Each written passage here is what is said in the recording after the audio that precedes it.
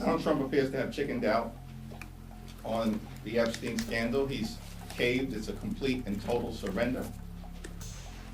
As it relates to the lives that were ruined by Jeffrey Epstein, who was a monster, and all of those folks, the survivors have requested that there's full and complete transparency, and every single predator who may be in those Justice Department files doesn't escape accountability. And now wants to pretend, lie to the American people, that Donald Trump all along has been interested in the Epstein files released. Really? Who has suggested that? And who have they said that about? There's been a lot of I'm just asking for the sources. I can't answer a question unless you actually give me the sources so I understand the context of what you're talking about. Was that directed at House Democrats?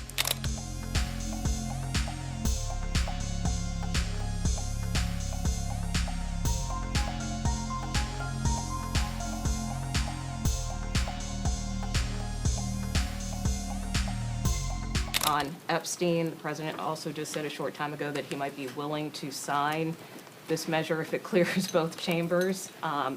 If that is the case, are you comfortable with whatever information is in the Epstein files if it involves or potentially implicates Democrats? Donald Trump appears to have chickened out on the Epstein scandal. He's caved. It's a complete and total surrender.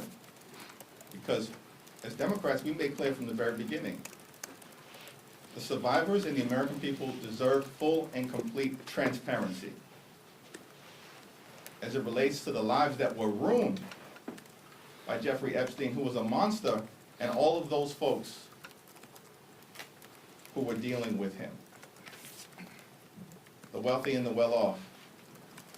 And people who are going to be exposed in full transparency. That's been our commitment from the very beginning. And it's closer to happening this week.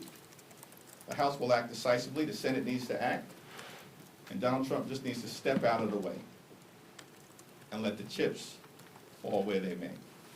Now, in terms of the first part of your question, I have no idea what Donald Trump is talking about. I certainly haven't had a conversation with him. I have no visibility into Leader Schumer having a conversation with him. I don't know a single member of the House Democratic Caucus who's had a conversation with Donald Trump. These people continue to bury their heads in the sand and then lie to the American people. This is not that complicated. Time has run out as it relates to extending the Affordable Care Act tax credits. The most viable path forward is for those Republicans, all we need is a handful, to join our discharge petition, just like a handful joined the discharge petition related to Jeffrey Epstein and those files. All we need is a few Republicans to join the House Democratic Caucus discharge petition, and we can extend the Affordable Care Act tax credits for 3 years to provide the American people with the certainty that they need that their health care costs are not going to explode. Peter Jeffries.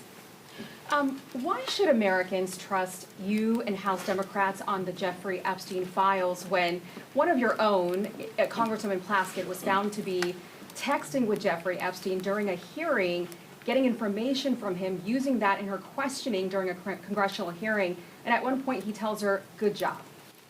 This is a bipartisan effort to make sure that, consistent with what the survivors have requested, that there's full and complete transparency, and every single predator who may be in those Justice Department files doesn't escape accountability.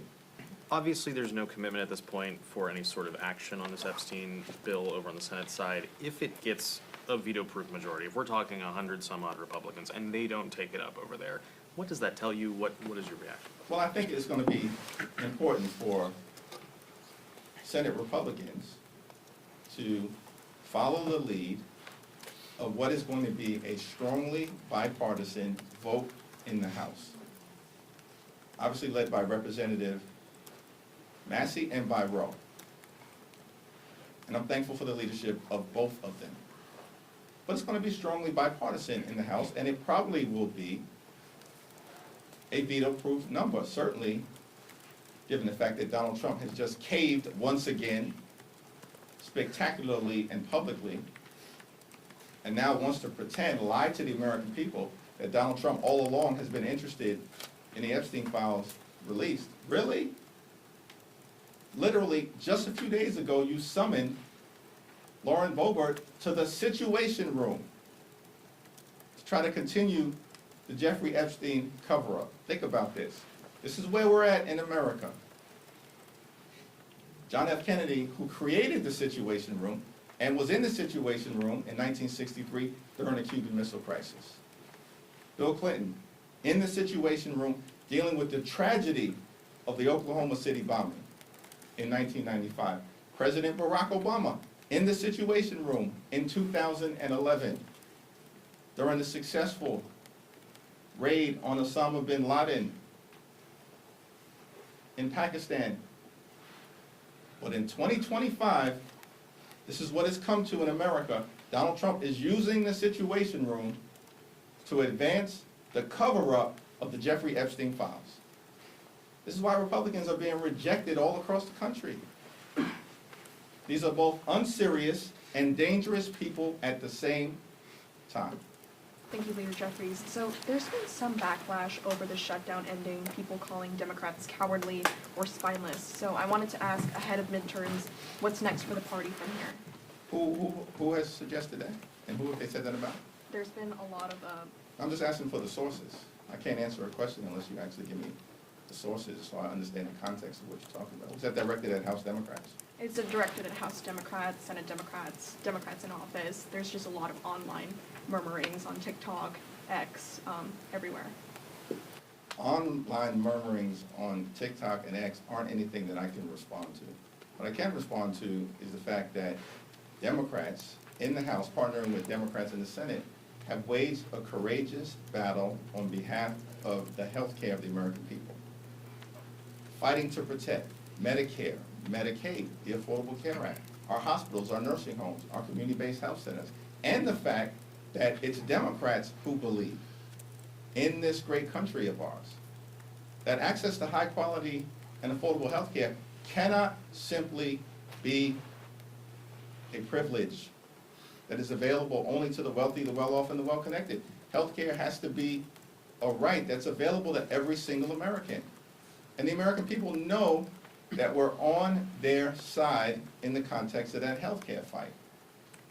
And by the way, Democrats have been winning elections despite all of the exaggerated news of our demise since January of this year with the special election in Iowa. That was in January in a district that Donald Trump had just won by 21 points. And then we won a special election in New York by 30 points. In February, a special election in Pennsylvania. And then we won a special election in Wisconsin, a state that Donald Trump had just won. That was in April. And we won it by 11 points. In Wisconsin, a swing state. That never happens. In April, and then in May, we won a special election in Omaha, defeated a 3-term Republican incumbent, elected the first African-American ever to be the mayor of the all-American city of Omaha. On and on and on. Since January, what do you not get about what's happening in America? And the fact that the American people have rejected Republican extremism, and over and over and over again, time and time again, through the most recent election, embracing Democratic candidates, the Democratic platform, and the Democratic Party. Thank you all. Leader, if the president's name is not found in the Epstein files, will you accept that?